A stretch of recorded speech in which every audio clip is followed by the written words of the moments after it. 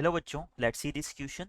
A firm of chartered accountants in Bombay has to send 10 clerks to 5 different companies, 2 clerks in each. 2 of the companies are in Bombay and the others are outside. 2 of the clerks prefer to work in Bombay while 3 others prefer to work outside. In how many ways can the assignment be made if the preferences are to be satisfied? तो बच्चों इस question में हमें एक chartered accountant firm की conditions बताई हुई है। क्वेश्चन पे प्रोसीड करने से पहले हम इससे रिलेटेड की कंसेप्ट को देख लेते हैं।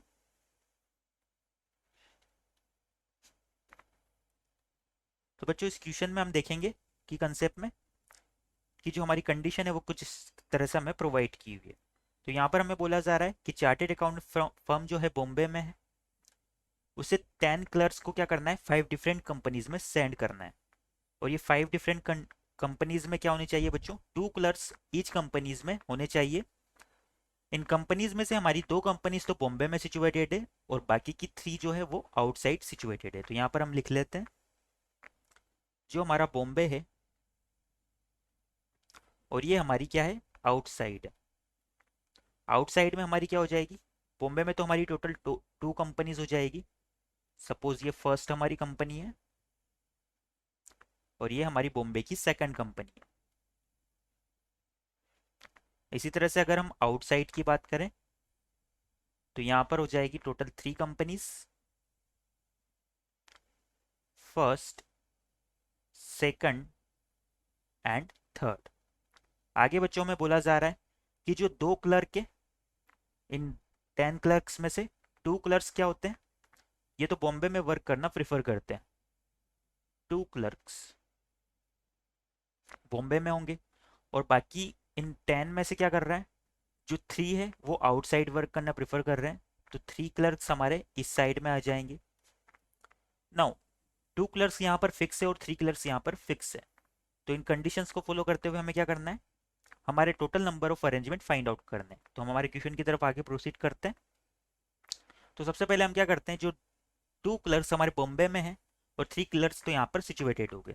तो यहाँ पर हमारे टोटल अरेंजमेंट बॉम्बे के लिए कितने हो जाएंगे बच्चों, 2 यहाँ पर, 3 यहाँ पर ऑलरेडी फिक्स्ड है। तो हमारे पास टोटल अब 10 में से कितने बचे, 5 क्लर्क्स ही बचे।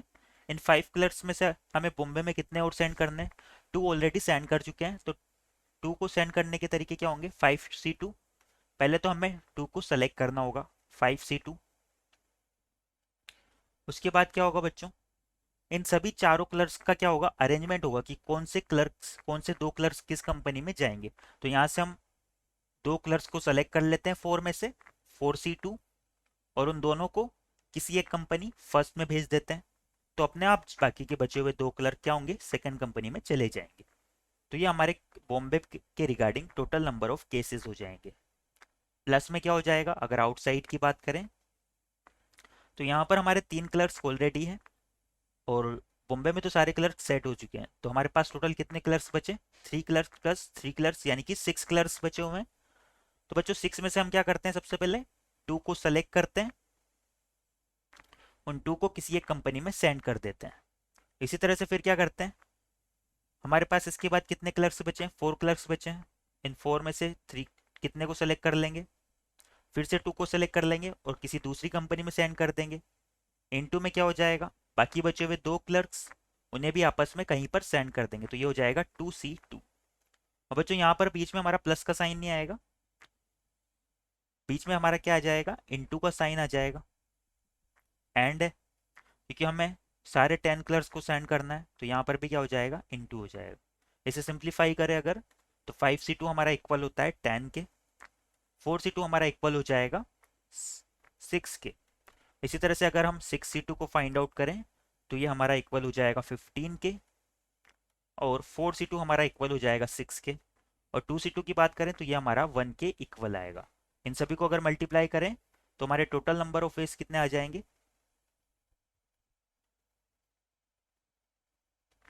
ये हमारे आ जाते हैं इन सभी को मल्टीप्लाई करने पे 5400, यानी कि 500, 5400।